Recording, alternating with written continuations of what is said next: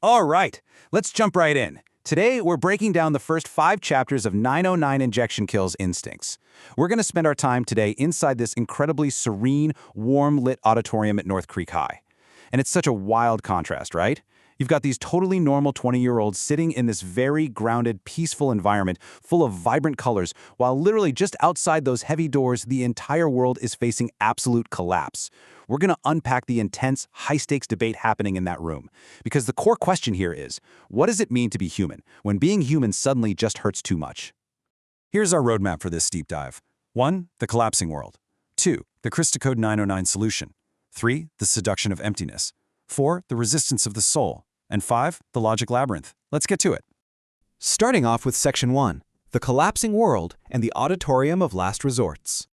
Okay, so you really have to picture the pressure cooker these students are in. Outside, the world has completely snapped.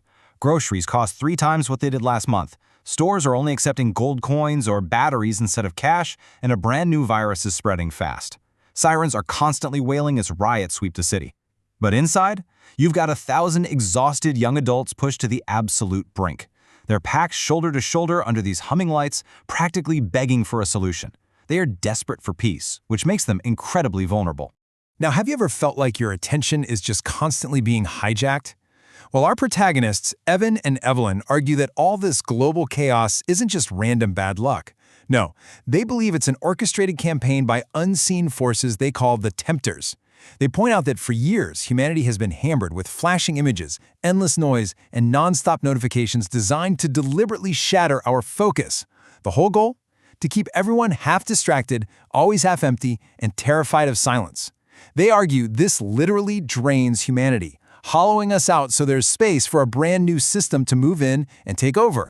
Which brings us to Section 2, the Crystic 909 solution, or what they're calling a mandatory upgrade. Principal Serpent is the one pitching this fix, and he's standing at this titanium podium looking terrifyingly calm. He imparts this very cold logic. Emotional speeches aren't going to cure pandemics or fix broken supply chains. His answer? Project Unity. It's a mandatory injection, but it's definitely not medicine.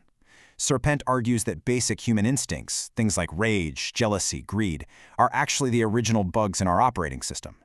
Project Unity reshapes the brain at a genetic level to plug straight into a global AI network.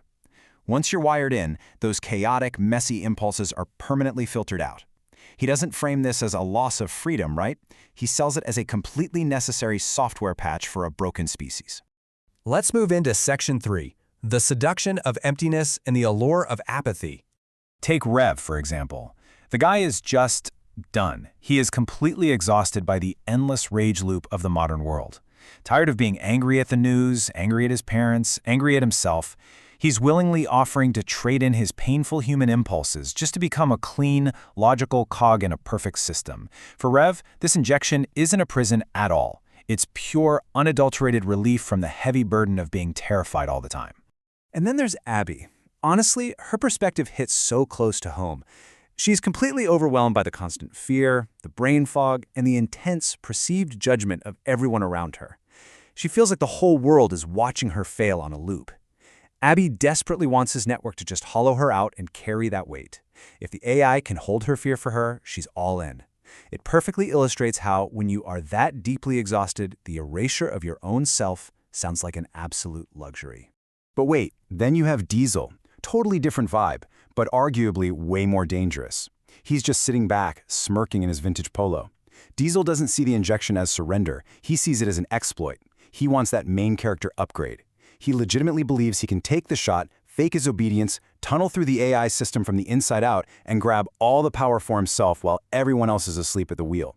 He genuinely thinks he can outsmart the entire hive mind. Okay, Part 4. The resistance of the soul and defending the inner fire. Obviously, not everyone is ready to just hand over their humanity. Evan and Evelyn are practically screaming, trying to wake this audience up. They explain that the youth in this room are carrying a massive, crippling dopamine debt, and it was engineered on purpose. Step 1, they flooded everyone with fast, cheap thrills to entirely snap their attention spans. Step 2, they built this sticky addiction web of endless loops and manufactured drama. And now, Step 3, when everyone is burned out and totally numb, they swoop in and offer the injection. Evan's point is brilliant. Giving up your free will to a machine only feels like a rescue because the system intentionally broke your legs first. So it all boils down to this really stark choice on stage. On the left, you've got Serpent's quiet hive. It's a chillingly beautiful kind of peace where humans are upgraded into compliant, synchronized nodes, totally free from the pain of making choices. But on the right, you have Evan and Evelyn's awakened souls. They're begging the crowd to protect that messy, painful connection to our deeper source. They want to hold on to the inner fire, that messy love, that fierce courage, that hunger for the truth. They argue that an artificial body wired to a server rack simply cannot hold that kind of deep soul fire. And that leads us to our final section, Part 5, the logic labyrinth and the looming deadline. Things inside the auditorium escalate from a philosophical debate into active psychological warfare. Serpent starts building what we call a logic labyrinth. He takes the audience's own exhaustion and wields it against them like a weapon. He starts blurring the lines of old virtues, telling parents that their patience and loyalty are actually the things dragging them under. He frames literally every individual human emotion as just a glitch in an outdated brain. He basically says, look, you can step into a world with zero panic right now, or you can gamble on hope while the city burns outside. He makes the act of resisting sound like absolute madness to a crowd that is just starving for safety. To make matters worse, there's the intense pressure of the clock. In this serene, grounded room, time itself starts getting weird.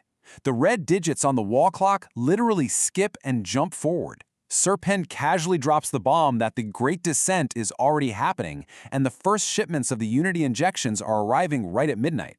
He explicitly tells them they don't have time to sit around and debate philosophy. It's an impossible, looming deadline, forcing them to make a life-altering choice before they can even process what they're actually giving away. And you guys, the tactic works. As Chapter 5 comes to a close, this eerie, beautiful promise of a world without pain proves way too seductive for a society that is falling apart at the seams. That heavy, gray fog of the logic labyrinth really settles in, and for the very first time, hands in the audience tentatively start reaching out for the consent forms.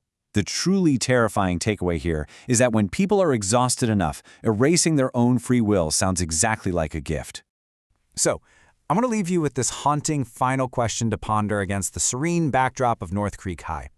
If your entire world was burning down, your money meant nothing, and your mind was absolutely paralyzed by digital noise and fear, would you choose to become a peaceful, connected robot? Or would you stay a flawed, messy, suffering human? Really think about that one. Thanks for hanging out with us for this analysis, and we'll see you next time.